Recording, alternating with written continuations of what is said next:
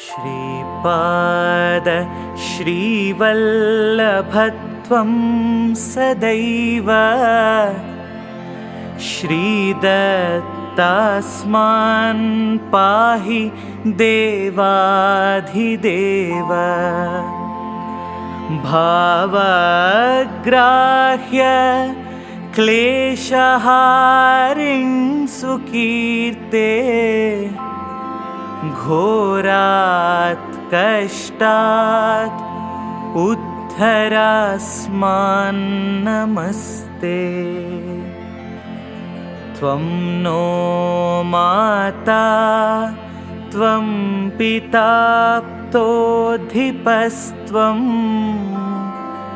त्राता योग क्षेमकृत् सद्गुरुस्त्वं त्वं सर्वस्वं नो प्रभो विश्वमूर्ते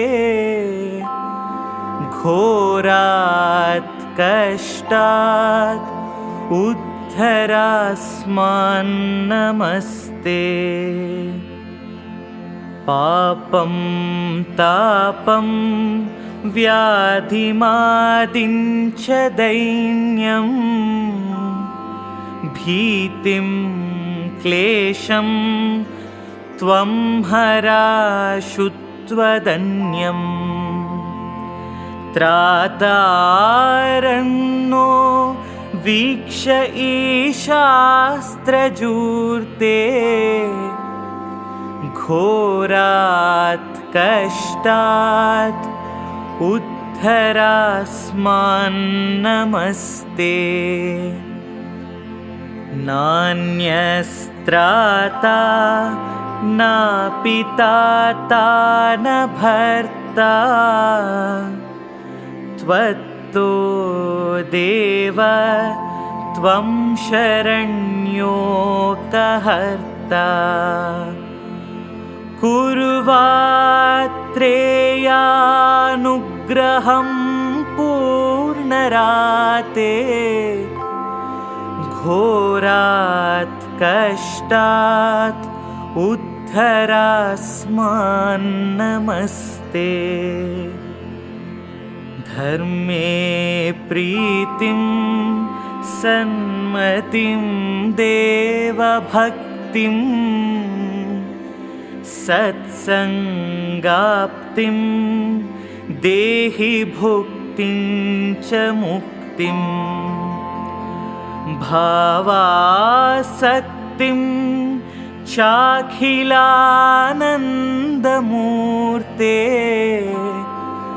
घोरात् कष्टात् उद्धरास्मान् नमस्ते। श्लोकपञ्चकमेतद्यो लोकमङ्गलवर्धनम् प्रपठेन्नियतो भक्त्या श्रीदत्तप्रियो भवेत् श्रीदत्तप्रियो भवेत्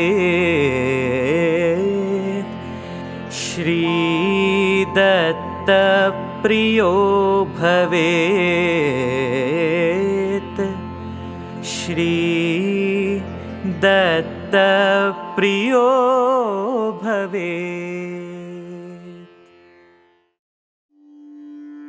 श्रीपादराजं शरणं प्रपद्ये।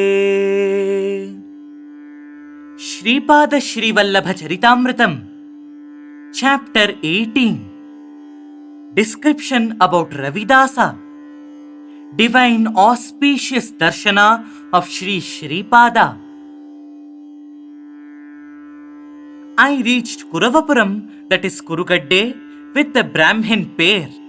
Sri Sreepada Srivallabha Swami, hero of the countless crores of universes, the ancient one, the one without beginning or end, the emperor of the 14 worlds, the one who assumed sportive incarnation, finished his bath in river Krishna and was walking towards the river bank. Divine rays of luster beamed from his divine auspicious form. Infinite love and compassion were emanating from his two eyes. He came near me and asked me to pay obeisance to his feet. While I was touching his prosperous feet, he sprinkled on my head the holy water from his kamandala, that is small pot made of wood or earth used by yogis or ascetics. Even without my speaking anything, that divine Sri Charana said with an exceedingly sweet voice, "My child, Shankara Bhatta, I attracted you here on account of extreme love for you." Language is not capable of adequately describing the sweetness of those words and his boundless ambrosial compassionate looks. He placed his divine hand, which has the strength to offer assurance of security to all the worlds and is endowed with unlimited prowess, on my head. Kundalini power in me at once rose rapidly and rendered me helpless. It was felt as if the entire universe before my eyes disappeared. An electrical fire of infinite strength was burning every nerve and infusing stupor as if thousands of oceans rose terribly, trying to submerge me in them. My eyes closed. My heartbeat and pulse halted. My mind was rid of all queerness, and it became still and stood in a great void. The consciousness in my heart merged with the infinite universal consciousness. At times, I was getting an awareness that I was in a state of bliss in an extremely subtle form. At another time, even that notion of I subsided, and I was in an ineffable state of divine bliss. In that state, when I got the knowledge that crores and crores of universes are created, sustained and liquidated from me, it was felt that I was not separate from this universal consciousness. When this I was at rest, I was in heavenly happiness. All this was very strange to me. Then Sri Sreepada, with great love, sprinkled water on me from his kamandala. I returned to normal state. Sri Vallabhesha, who is the Adi Guru, that is the first Guru of this universe, looked at me with a compassionate, ambrosial look which relegated the love of 1,000 mothers into oblivion. He smiled at me very charmingly. Foreigners visiting Sripada. The two Brahmins who came with me were not having the courage to speak to Sri Sreepada or to touch his divine auspicious feet. Sri Sreepada, glancing at me, asked about those two people. I said, "Lord, these two people who came here to have the darshana of divine Sri Charana are also Brahmins." For that, the tranquil, handsome one said, "My child, those people do not look like Brahmins. They appear to be foreigners eating the flesh of cows. The truth can be ascertained by questioning them." Then those two Brahmins confessed that they were not Brahmins and that they were mlechas. They recited Kalman, which is normally read by Muslims. Sri Sreepada revels in sportive plays every moment. I was astonished. Then that great preceptor said, only on account of the fortune accruing from the fruits of virtuous deeds performed in many births, it becomes possible to recognize the universal Lord Sri Dattatreya moving in disguise under the name of Sripada Srivallabha. It is a greater fortune to have that feeling in a steadfast fashion and to have feeling of devotion completely in him. All deities reside in a cow. A house which is without such a cow is equal to a burial ground. Those who serve cows with care are very much dearer to me. Cow's milk gives strength and satisfaction. Brahmins who eat the flesh of a cow deserve punishment. A goat is sacrificed in yajna and yaga rituals. Not only that sacrificial goat, but many other goats having blood relationship with it will be released from their low births and obtain noble births. They get Brahmin birth very soon. Those who conduct that yajna sacrifice must have sufficient yogic strength and tapobala to impart noble births in this manner to the sacrificial goat. If without having in this manner yoga and tapobala, a yajna is conducted and a goat is sacrificed, the sin of killing a goat would visit upon them. Acts of dharma vary according to places and times. If a great ascetic eats the flesh of a cow, even if he happens to be a mlecha, it turns out to be done with an intent of offering to Parameshwara. Thereby, it becomes possible for the cow and its blood-related ones to get noble births. If it is not like that, great sin will catch them around firmly. That was why, as a general regulation, killing of cows was treated as a heinous crime. Krishna searched for a dharma kshetra suitable for the battle between Kauravas and Pandavas before the commencement of Kurukshetra battle. Arjuna was with Krishna. At one place, one farmer was letting in water into his field. That farmer was searching for a rock to place it to arrest the flow of water from going out. In the meantime, his son brought food from the house.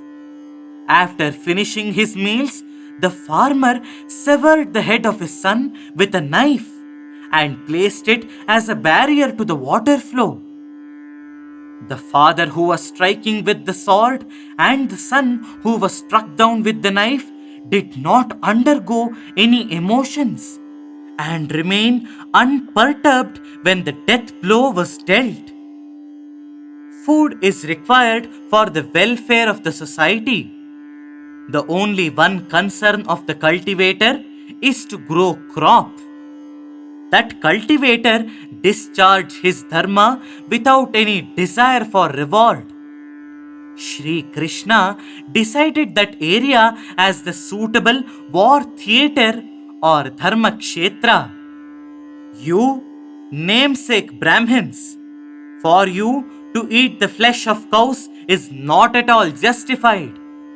However, on account of previous punya, the strength of prayers of your ancestors, and moreover due to my free compassion, you receive the fortune of my darshana. Consider this as a great fortune and a precious fruit of luck. I will not accept your salutations. Don't touch my feet. It is not possible to sprinkle on you the sacred water from my kamandalu. Immediately leave this place and go wherever you want. I will see that there is no dearth of food and clothes for you. You marry Muslim women and follow Mlecha religion. Let the cows killed by you become your children in this life and other ensuing lives. Let them harass you in various ways and live happily by freely enjoying your hard-earned money. Let both of you who had the fortune of seeing me become famous with names as Bade Baba, Abdul Baba, and be uplifted by the complete Sadguru incarnation. There is a village named Shiladi in Maharashtra. It becomes a Siddha Kshetra in course of time. You get Sai Baba there. My command is inviolable. It cannot be altered like letters on a rock. Go out of this place at once. Sripada ordered them like that. Only myself and Sri Sreepada were there. Then a washerman named Ravi Dasa arrived. He was repeatedly saluting Sri Sreepada. Sreepada did not care about him for some time. Thereafter, Sri Sreepada turned towards him and smiled. I was thinking what might be the reason for that. With charming smile, he looked at me with compassion and touched the center of my eyebrows strongly. Wonderful scenes were seen before my mental eye. The acts of grace of Sri Sreepada towards devotees. Ravi Dasa was plying a boat towards Kurugadde. In that boat, an erudite Vedic scholar was travelling. That Pandit said that he should be taken alone in the boat because he was a Brahmin, and if others get into the boat, he will suffer from the sin of contact and touch by untouchables. Ravi Dasa demanded a higher fare. The Pandit said that he was a great scholar and that he was going to Sri Sreepada. He added that the Swami would give liberal monetary gift on recognizing his scholarship, provided Swami was himself a learned one. He promised to pay the boat fare out of that amount. Ravi Dasa agreed. The boat journey was going on. The Pandit noticed during the course of conversation that Ravi Dasa was not having any knowledge about Puranas and other ancient legends. He remarked, "You see, my life is fulfilled. As you have no knowledge of Puranas and legends, 3/4 of your life is a waste."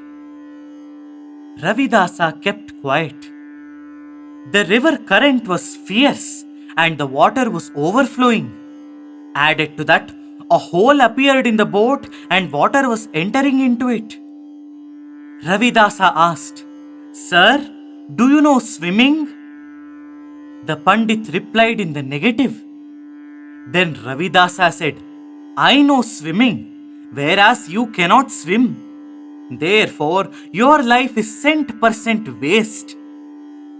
Uttering the name of Sripada Srivallabha, Ravi Dasa was trying to jump into the river.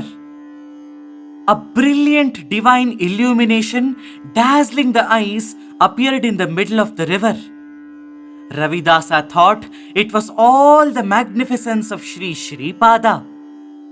Water was entering the boat, but some unseen hand was throwing out all that water. Both of them approached Sri Sreepada for darshana. Previously, when Ravi Dasa was saluting, Sri Sreepada was rejecting it with utter disdain. But on that day, he received the salutation of Ravi Dasa with a loving smile shining on a placid countenance. He, however, saw the scholar accompanying Ravi Dasa with complete indifference. The scholar, who wanted a scholarly debate, stood dumbfounded. Sri Sreepada said, "You Pandit, you lost discrimination between right and wrong under the influence of pedantic arrogance. You are a great scholar hailing from a noble family, but you amassed sin instead of earning punya. You subjected your dutiful wife to great anguish. You separated forcibly the wife of a washerman from him when they were leading a happy married life. You took her as your concubine. That wife of the washerman who became your concubine under unavoidable circumstances is always cursing you mentally, even though she is submitting her body to you. Your wife, who is a good Brahmin lady, is undergoing untold mental agony as her married life is on the rocks. I am observing all these things, and so I attracted you here this day. According to your horoscope, death is written for you today. I am granting you a lifespan of 3 more years at present. You go to your home and change your previous evil conduct. If not, I will leave you to your fate. You are a scholar, there is no doubt. Do you want me to reward you with money for your scholarship? Or do you want extension of life by 3 more years? Reply immediately." The Pandit, who heard the words of omniscient Sri Sreepada, remained speechless like a dumb one. He had a desire in his heart for extension of the lifespan, but words were not coming out of his mouth. Sri Sreepada himself declared, "I am extending the duration of your life as per your heart's desire. The washerwoman who is your concubine shall have to become your wife in the next birth, but you took her as your own in this birth. Dharmas relating to particular birth are restricted to that birth only. You have transgressed that stipulation. In the ensuing birth, those washermen couple enjoy regal comforts. You will be born as an impotent one and work as a servant to that washerwoman and suffer the consequences of your past deeds. If you perform some good deeds during these 3 years, you will serve that washerwoman without any want for food and clothing. If you indulge in evil acts, you serve that washerman and his wife and undergo all sorts of troubles without being able to get compensation commensurate with your labors. Ravi Dasa, who brought you to me, will be credited with all your punya because he brought you when you are due to die. As a result of that punya, he can serve me, an actual incarnation of Datta. You must get out of this holy land at once." Sri Sreepada commanded that Pandit. The Pandit left.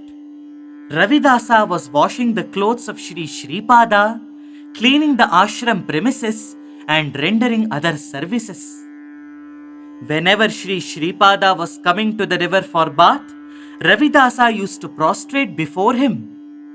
Sri Sreepada used to accept his salutations with a gracious countenance. Ravi Dasa remembered the words of his father. His father said that as Sri Sreepada was omnipresent, every salutation made to him in return confers a grand fortune of receiving salutations from hundreds of people. His father also said that this great luck could be obtained only when Sri Sreepada accepts those salutations. Ravi Dasa was overjoyed because Sri Sreepada accepted his salutations. One day, Ravi Dasa, who saw a king indulging in revelry with young damsels in water sports, thought that it would be better if he also takes birth as a king. When Sri Sreepada was going for river bath, this matter came up for discussion during the conversation with him. Sreepada gave a boon to Ravi Dasa to be born in a Muslim ruler's family in Vaidhurya Nagara. He assured that he would give his darshana again during the incarnation as Narasimha Saraswati. He looked at Ravi Dasa with a peculiar smile. Ravi Dasa died then and there. I underwent amazement and wonder on seeing these wonderful scenes before my mental eyes. When I regained normalcy, Sri Sreepada glanced at me and smiled sweetly. How much can we praise Sri Gurudeva, who plays sportive pastimes every moment? In the meantime, some ladies came there with their sick husbands. Some parents came there seeking worthy husbands for their daughters. Sri Gurudeva was distributing bits of turmeric. All people were leaving that place with great happiness. Granting a cup for receiving alms to Vallabhesha by Sri Sreepada. In the meanwhile, a young Brahmin came there. His body was filled with dust. He belonged to Kashyapasa lineage and Apastamba Sutra. His name was Vallabheshwara Sharma. He came from Pithikapura Agraharam. Sri Sreepada inquired about the welfare of all his kith and kin in Pithikapuram in a very detailed manner. This was only a pleasing pastime for the Omniscient One. Many people brought food preparations for the midday bhiksha. In the meanwhile, he extended his divine hands upwards as if he was receiving something. A large silver vessel filled with a sweet preparation called kheer was received. Sri Sreepada directed me to distribute it to the disciples who assembled there. The vessel never became empty even though kheer was distributed to many people. He ordered that the food preparations brought by his disciple should be thrown into the river Krishna. That work was entrusted to Ravi Dasa. The prasada of Swami was donated even to the creatures in the waters of the river. Sri Sreepada asked Vallabhesha to sit near him. I sat by the side of Vallabhesha. A Kannada Brahmin by name Subbanna Shastri sat beside me. One poor Brahmin prayed to Swami to arrange a good match to his daughter to be married. Then Sri Sreepada said, "Why fear when I am here? Fear exists where sin is there. This Vallabhesha is your son-in-law. Subbanna Shastri will officiate as Purohit during the marriage. The forefathers of Vallabhesha are very angry. The curse of ancestors is not good for life. Obsequies, offers of oblations made with devotion only will reach forefathers. In no other way they will reach them. Therefore, incantations from Garuda Purana should be read prior to reading of marriage mantras. Receive bit of turmeric for an auspicious married life. The prasada which you received today is a very rare one. Malladi family, Vatsavaayi family and Sri Painda Venkatappayya Sreshti in Pithikapuram prepared sweet pudding as an offering to me. I distributed it to you. Those who are troubled by evil spirits such as ghouls and devils will get immediate relief from this prasada. Those who grope in the misery of penury will have their wealth enhanced after taking this prasada. When Sri Sreepada was making this divine conversation, tears rolled from his cheeks. Sri Sreepada, with a hoarse voice, said, "My bond of indebtedness with Malladi combine the Venkatappayya Sreshti and Vatsavaayi families transcends time. I melt at their loving devotion. I freely go into their kitchens in a subtle form seeking something to eat. Not only those people, I move as a young boy in the houses of those who adore me with affectionate devotion. The sound of my footsteps always echo in their hearts. No one should stay during nights in Kurugadde without my permission. Ogres and fierce ghosts cry with extreme anguish for liberation. I devour them and grant them new and liberated bodies. Deities, celestials, yakshas, hidden forces, and many elevated souls belonging to the Mahapadardha, that is the great matter, come here for the chance of my darshana. Mahasiddhas, Mahayogis, and Mahapurushas engaged in penance from many centuries come here excited with joy for my darshana, sparshana, that is touch and conversation. You cross the river happily. My order is to be compulsorily complied with. That was the command of Sri Sreepada. We crossed the river and reached the village on the river bank. Subbanna Shastri made the bride and bridegroom sit in the house of bride's father. He was reading mantras. Shastri knows only marriage mantras, but he has no knowledge about the mantras of funeral rites and procedures. Moreover, he never heard such funeral mantras ever read after making the bride and bridegroom seated. He never heard or found such mantras. Subbanna sat in the position of the presiding priest after meditating upon Sri Sreepada. Incantations were coming out of his mouth effortlessly. This created wonder in Subbanna. After this activity was completed, their marriage was performed with marriage mantras. A turmeric root was tied instead of Mangala Sutra, that is the cord, as token of marriage fastened on the neck of the bride. The bride's father as well as the bridegroom were penniless.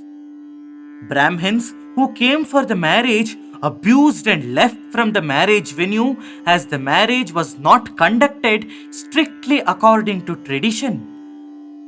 Vallabhesha had no parents. Parents of the bride, the bridegroom, priest, and myself, totaling 5 only, were present besides the bride. Then we went for the darshana of Sri Sreepada along with the newly married couple. Sri Swami blessed us and made us happy. He instructed us to remain in meditation in his presence for some time. I visualized the future of Vallabhesha as soon as I went into meditation. Vallabhesha was trading in turmeric. He decided to arrange the worship of 1,000 Brahmins in Kuravapuram after gaining profit in his business. He earned plenty of money by the grace of Sri Sreepada, but he was postponing the fulfillment of the vow. In the meantime, Sri Sreepada disappeared in Kurugadde and remained incognito. The Padukas of Sri Sreepada only were in Kurugadde. When Vallabhesha was carrying money to Kurugadde, 4 thieves joined him in the guise of travelers and killed him. While he was being beheaded, he remembered Sri Sreepada. Sri Sreepada came in the form of an ascetic with a trident in hand and slayed 3 thieves. The 4th one submitted that he never committed any theft, that the 3 thieves met him in the midway and that he colluded with them under the influence of their alluring words. He prayed for protection. The compassionate Sri Gurudeva granted him assurance and gave some holy ash, commanding him to sprinkle it on the body of Vallabhesha and join his head and torso. From the ambrosial glances of Sripada, Vallabhesha regained life. Vallabhesha learnt all that happened from the thief. There was no limit for his astonishment and happiness. He was sorry that he could not get the fortune of seeing Sripada. That thief was happy that he could have the darshana of Sripada on account of Vallabhesha. Vallabhesha realized his mistake. He had the capacity long back to offer feast to 1,000 Brahmins. In that particular phase of time, he had the capacity to easily offer a grand feast of food for even 4,000 people. To make amends for his unnecessary delay, which resulted in many difficulties, Vallabhesha arranged a grand food festival in Kurugadde for 4,000 Brahmins. The corporeal cosmic form of Sripada.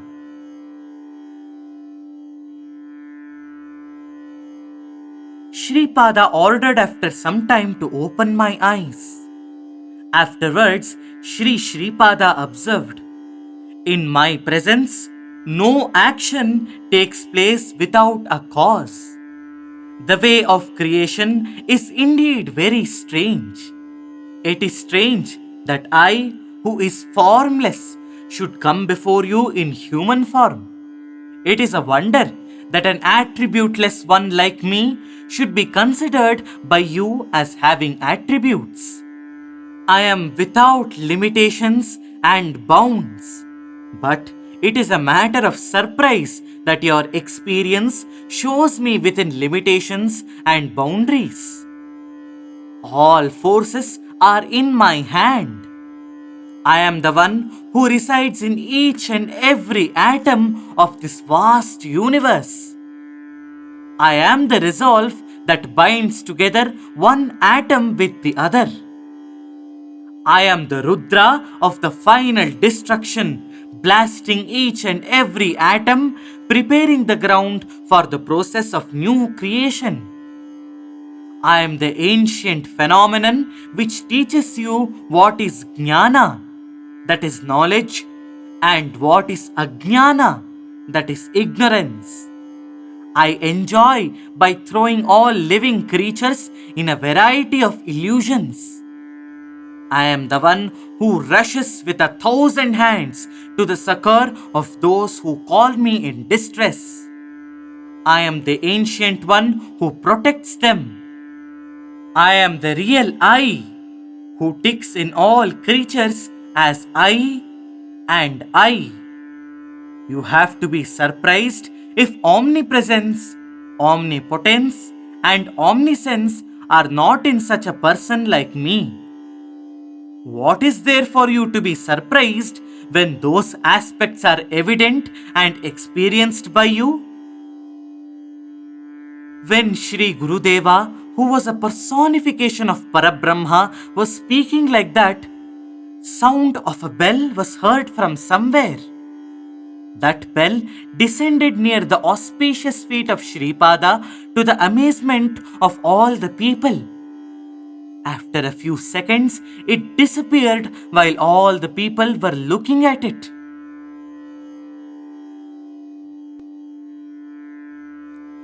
Sri Sripada's respect for all women as mothers.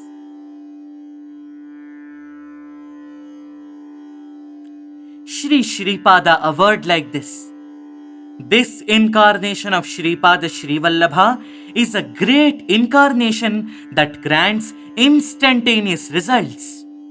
No Avadhuta can obtain complete perfection without remembering my name. He cannot overcome the obstacles to yoga. You Vallabhesha, listen. When your father died in your childhood, I know how your four paternal uncles subjected you to many difficulties and turned you a beggar by snatching your property. I also understand that their children also harbor enmity towards you. After death, your paternal uncles will be reborn and become thieves. They will plan to plunder your money on your way to Kurugadde. If you remember my name,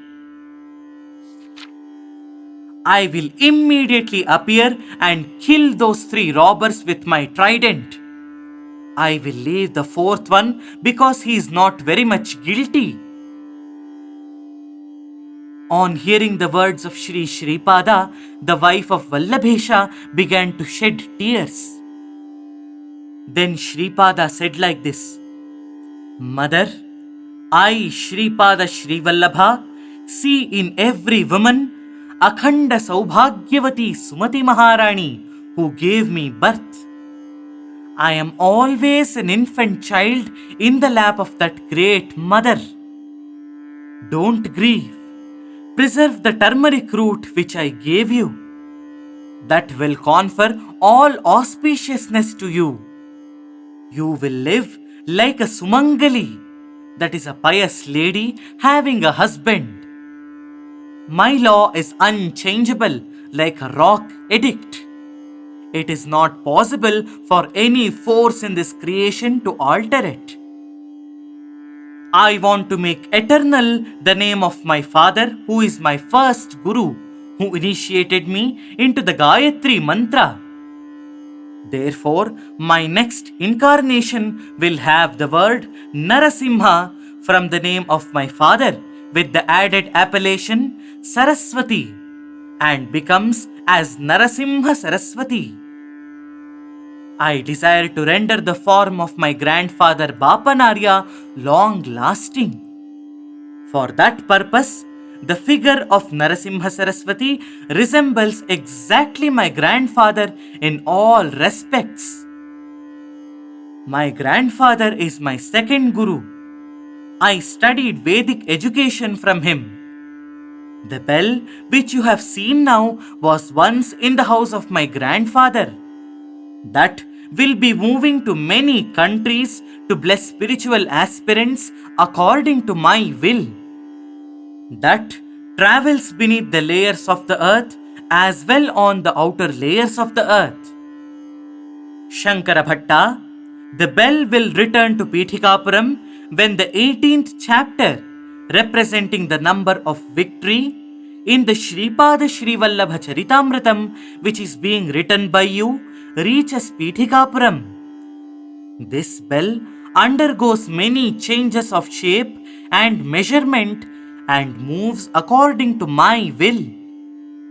A great samsthana will be established in the house of my grandfather. I will send to Pithikapuram the bell ringing victory as a mark of my love. Victory, victory to Sri Sreepada Srivallabha. Here ends the 18th chapter of Sripada Srivallabha Charitaamritham.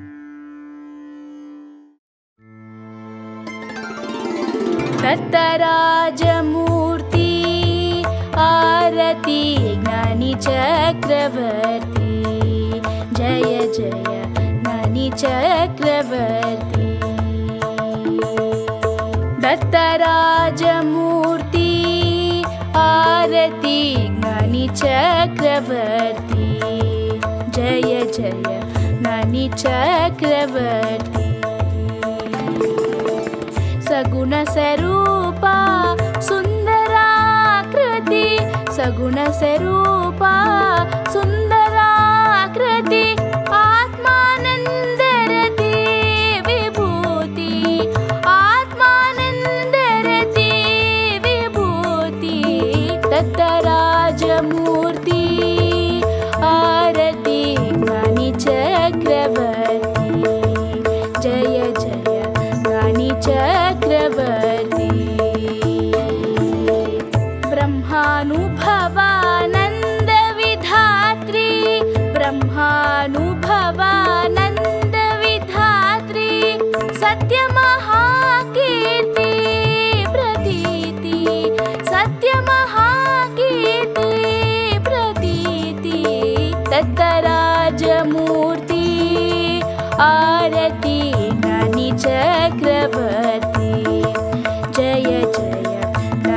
Chakraborty